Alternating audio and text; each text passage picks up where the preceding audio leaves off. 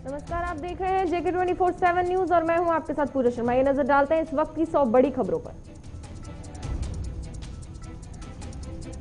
पश्चिम बंगाल विधानसभा चुनावों में टीएमसी की फतेह हुई। दरअसल टीएमसी ने 200 से अधिक सीटों पर जीत हासिल की है।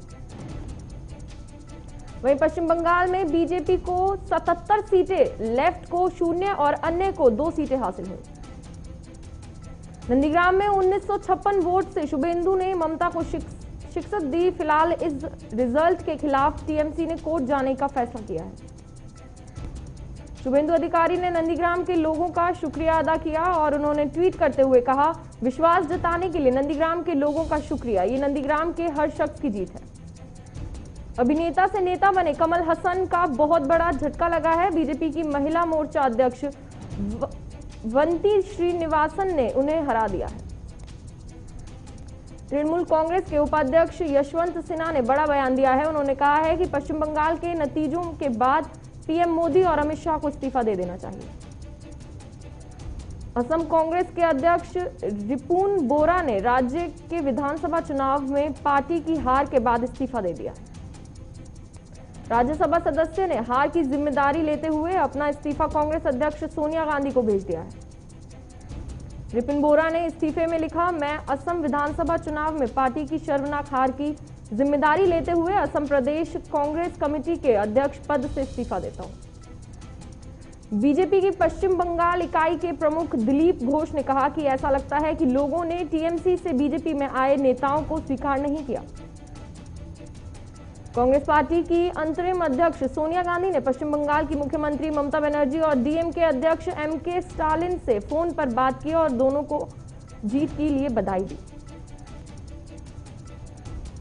नेशनल कॉन्फ्रेंस के उपाध्यक्ष उमर अब्दुल्ला ने भी ममता बनर्जी को बधाई दी और कहा कि बीजेपी और उनके खिलाफ पूरी ताकत लगा दी, लेकिन वह सफल रही।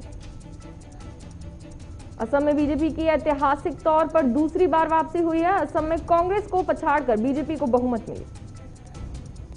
दरअसल बीजेपी को 75 सीटें, कांग्रेस को 49 सीटें मिली, जिसके बाद अब असम में सर्बानंद सोनोवाल फिर से मुख्यमंत्री बनेंगे। तमिलनाडु में डीएमके और कांग्रेस को बहुमत मिली। डीएमके प्लस को 151 सीटें, एआईएडीएमके और बीजेपी को 85 सीटें मिली। पुडुचेरी में बनेगी गठबंधन सरकार। दरअसल पुडुचेरी में पहली बार बीजेपी के साथ एआईएनआरसी की गठबंधन सरकार बनेगी। आपको बता दें कि इस दौरान पुडुचेरी में मुख्यमंत्री का पद एआईएनआरसी के अध्यक्ष एन रंगास्वामी संभालेंगे। हालांकि रंगास्वामी दूसरी बार पुडुचेरी के मुख्यमंत्री पद की शपथ लेंगे। वहीं केरल में लेफ्ट पार्टियों का इकलौता राज्य सुरक्षित हुआ, जिसके बाद अब केरल में एलडीएफ के पिनराई विजयन दूसरी बार सीएम होंगे।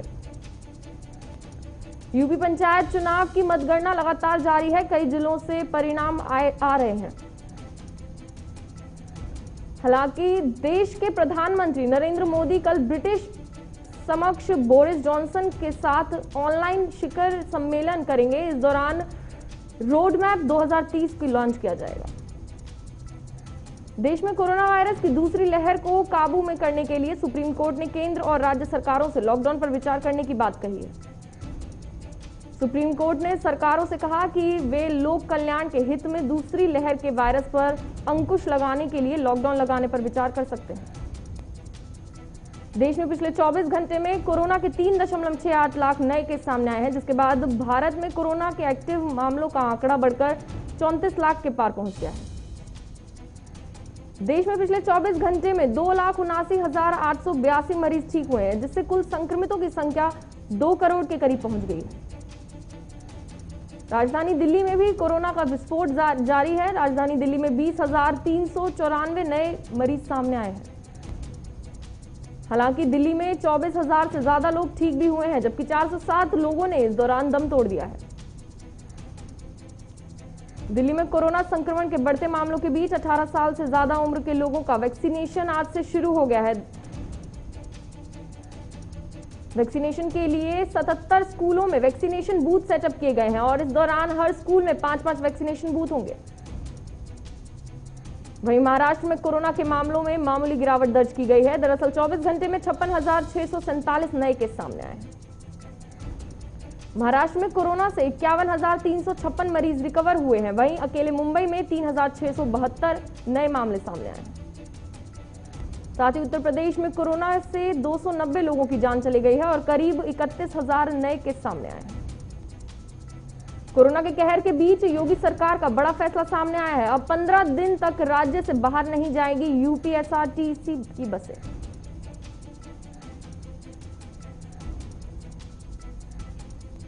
उत्तर प्रदेश के लुक्सर जेल में बंद 23 कैदी कोरोना पॉजिटिव पाए गए हैं। जेल में बंद करीब 200 कैदियों का कोरोना टेस्ट कराया गया।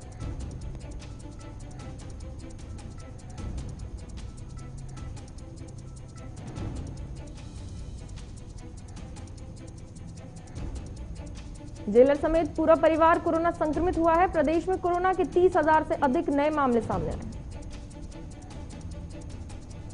कोरोना महामारी के बीच हरियाणा सरकार का बड़ा फैसला सामने आया है। आज से हरियाणा में एक हफ्ते का संपूर्ण लॉकडाउन लगाया गया।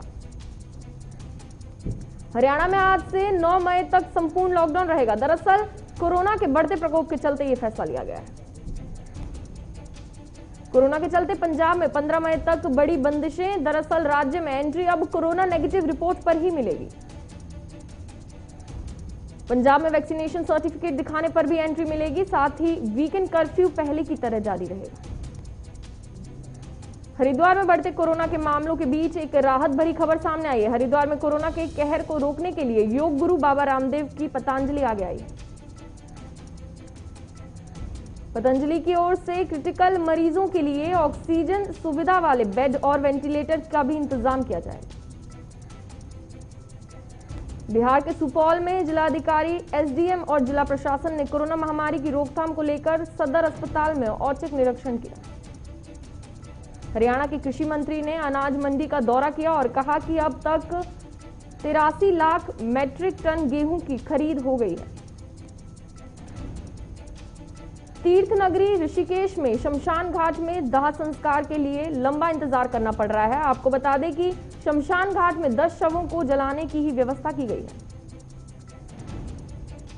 यूपी के मुजफ्फरनगर में मतगणना के दौरान सोशल डिस्टेंसिंग की धज्जियां उड़ाई गई हैं, तो वहीं भीड़ में कुछ ऐसे लोग भी शामिल हो गए थे जिन्होंने मास्क तक नहीं लगा रखे। उत्तराखंड में मानवता को शर्मसार करने वाला एक मामला सामने आया है, जहां पर एक बुजुर्ग महिला का शव करीब 10 घंटे गांव के मुख्य मार्ग पर पड़ा रहा। उत्तराखंड में महिला नदी में गिरी। हादसे में सूचना मिलते ही स्थानीय पुलिस और एसडीआरएफ की टीम मौके पर पहुंचकर रेस्क्यू ऑपरेशन शुरू कर दिया। हरियाणा के कैबिनेट मंत्री जच्चा बच्चा स्वास्थ्य केंद्र पहुंचे और 18 साल के ऊपर के युवाओं को कोरोना वैक्सीन लगवाने के लिए अभियान की शुरुआत की।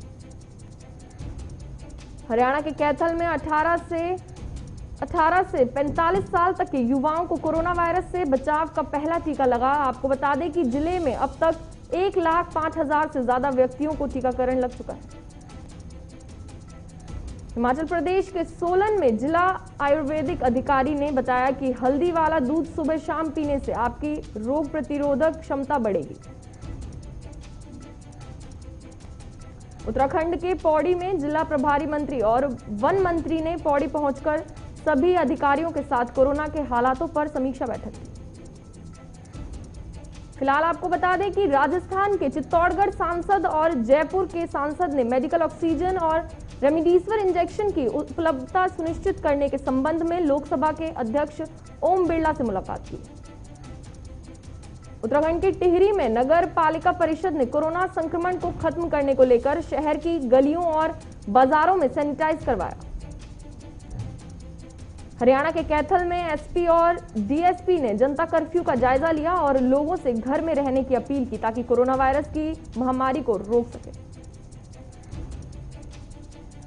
उत्तराखंड के टिहरी में आंधी तूफान से 6 से अधिक बोट को नुकसान पहुंचा है और बोट यूनियन से संरक्षक ने ज्ञापन सौंपकर बोट संचालक के लिए मुआवजा की गुहार लगाई। यूपी के देवरिया में पंचायत चुनाव मतगणना के दौरान प्रत्याशी कोविड-19 प्रोटोकॉल का पालन नहीं कर रहे हैं और ड्यूटी में तैनात पुलिसकर्मी मोबाइल का मजा ले रहे हैं। राजस्थान के जोधपुर में केंद्रीय मंत्री ऑक्सीजन और आईसीयू वेंटिलेटर की उपलब्धता के संबंध में चिकित्सा अधिकारियों से फीडबैक ले रहे हैं। वहीं दूसरी तरफ राजस्थान के जोधपुर में जिला प्रशासन ने कोविड जागरूकता को लेकर फ्लैग मार्च निकाला और आमजन को अपील करके कहा कि 2 गज दूरी, मास्क है जरूरी। राजस्थान के जोधपुर में केंद्रीय जल शक्ति मंत्री ने राष्ट्रीय कौशल परीक्षण संस्थान सरस डेयरी के पास 120 बेड का आइसोलेशन सेंटर शुरू किया। राजस्थान के भरतपुर में पुलिस ने 315 बोर का देशी तमंचा, एक जिंदा कारतूस के साथ इनामी बदमाश को गिरफ्तार किया है। साथ ही अपराधी 1 साल के लिए फरार हो गया है। लेकिन राजस्थान की बात करें तो राजस्थान में गुप्त सूचना के आधार पर पुलिस ने कन्हैया हॉस्पिटल और राजेश्वर मेडिकल हॉस्पिटल में अवैध क्लिनिक पर छापा मारा। कर्नाटक के बेंगलुरु में केपीसीसी अध्यक्ष ने उपचुनाव में जीत हासिल करने पर जनता से घरों में रहने की अपील की। कर्नाटक के मस्की में भाजपा के नेता के कारण हार का सामना करना पड़ा है। आपको बता दें कि कांग्रेस ने 13,000 वोटों के अंतर में कांग्रेस के कैंडिडेट जीत हासिल किया है।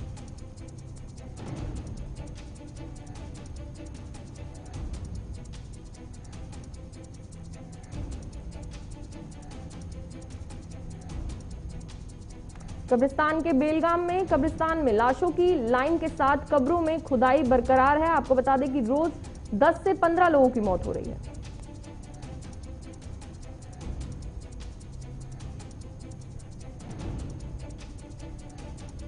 पंजाब सरकार नाइट कर्फ्यू का ऐलान कर दिया है और आम जनता पर कानून तोड़ने पर सख्त एक्शन को लेकर सख्त कार्रवाई की बात कही है।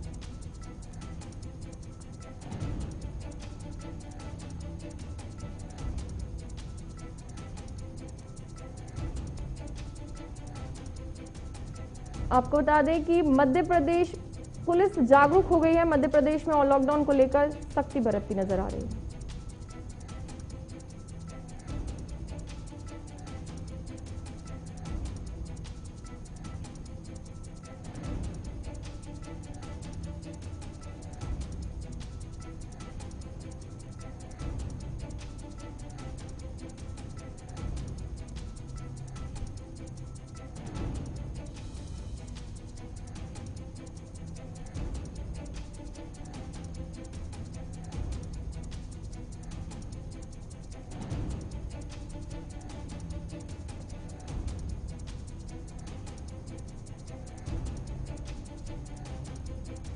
राजस्थान के जैसलमेर में पंचायत समिति ने कोरोना महामारी के संक्रमण को रोकने के लिए प्रसार रोकने के लिए राज्य रेड अलर्ट जन अनुशासन पखवाड़ा के तहत गाइडलाइन जारी की है। आपको बता दें कि इसके अलावा राजस्थान के जोधपुर में पुलिस ने कोविड जागरूकता को लेकर एक अभियान चलाया है।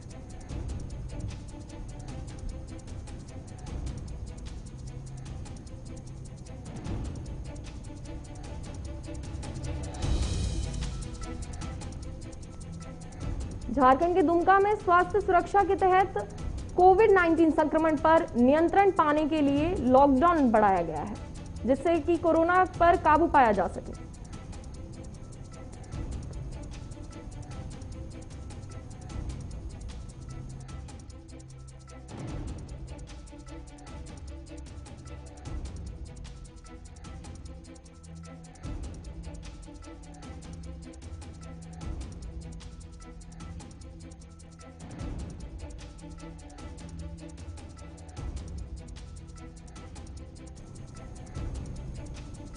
राजस्थान के कोटा में पोते की जान बचाने के लिए कोरोना संक्रमित दादा दादी ने ट्रेन के सामने छलांग लगाकर आत्महत्या कर ली। मौके पर पहुंची पुलिस मामले की जांच में जुटी हुई है।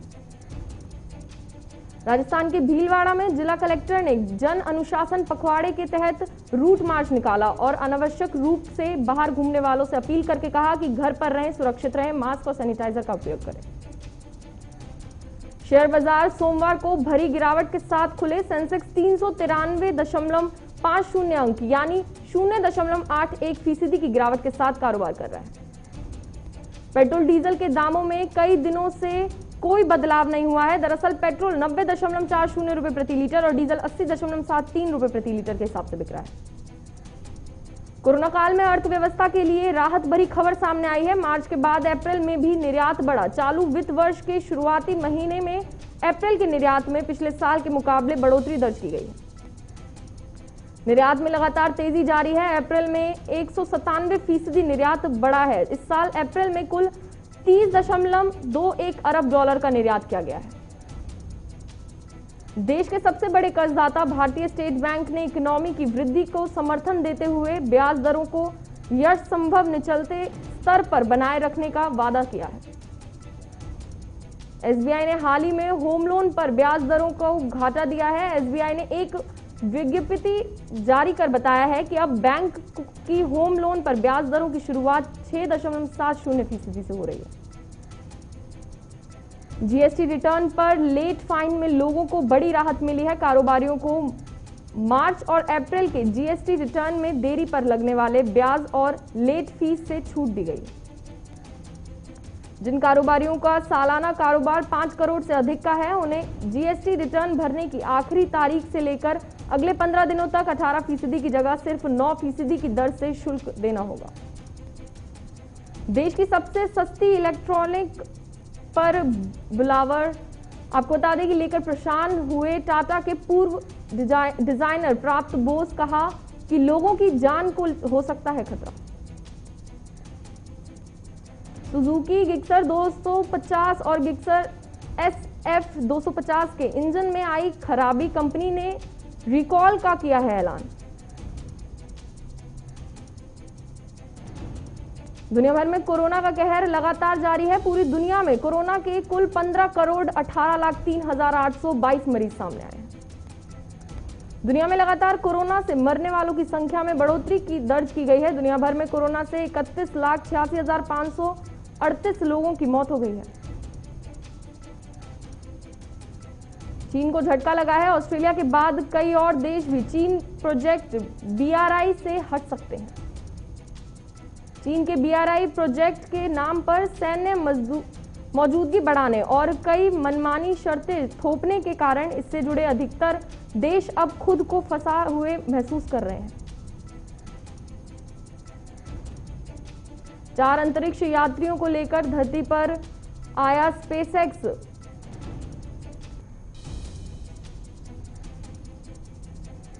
नॉर्थ कोरिया ने अमेरिका को धमकी दी है। नॉर्थ कोरिया ने दरअसल ये कहा है कि अमेरिका को बहुत गंभीर स्थिति का करना पड़ेगा सामना। अमेरिकी राष्ट्रपति बाइडेन ने अपने पहले संबोधन में नॉर्थ कोरिया और ईरान के परमाणु कार्यक्रमों को अमेरिका और विश्व की सुरक्षा के लिए एक गंभीर खतरा बताया था। नेपाल के प्रधानमंत्री ओली 10 मई को निचले सदन में विश्वास मत करेंगे पेश। सदन में 275 सीटों में से ओली के नेतृत्व वाली CPN UML के पास 121 सीट हैं और विपक्षी नेपाल कांग्रेस के पास 63 सीटें हैं।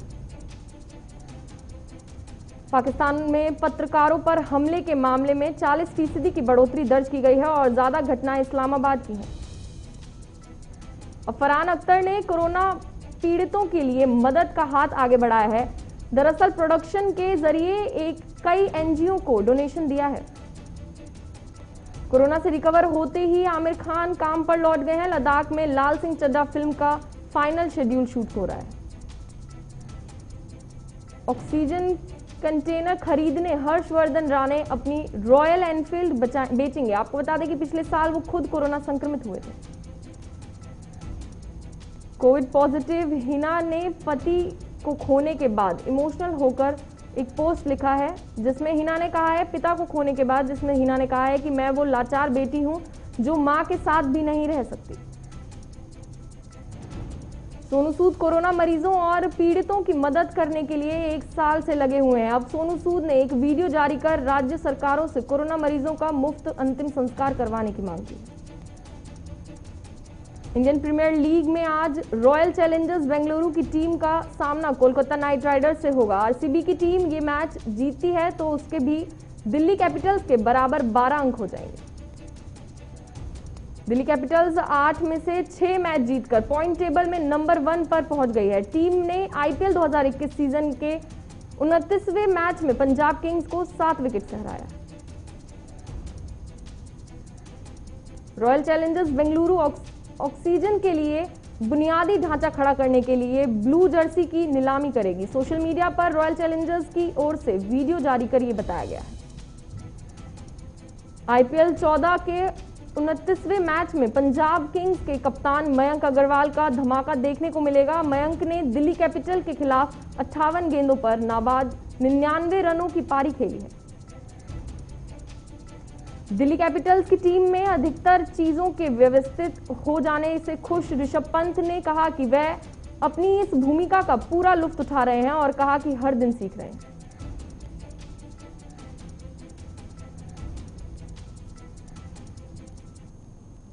चलिए फिलहाल के लिए सुपरफास्ट खबरों में इतना ही। बने रहिए JK 24/7 न्यूज के साथ। नमस्कार। खबरों से अपडेट रहने के लिए JK 24/7 न्यूज के YouTube चैनल को आज ही सब्सक्राइब करें और हमारे Facebook पेज को भी अभी फॉलो करें।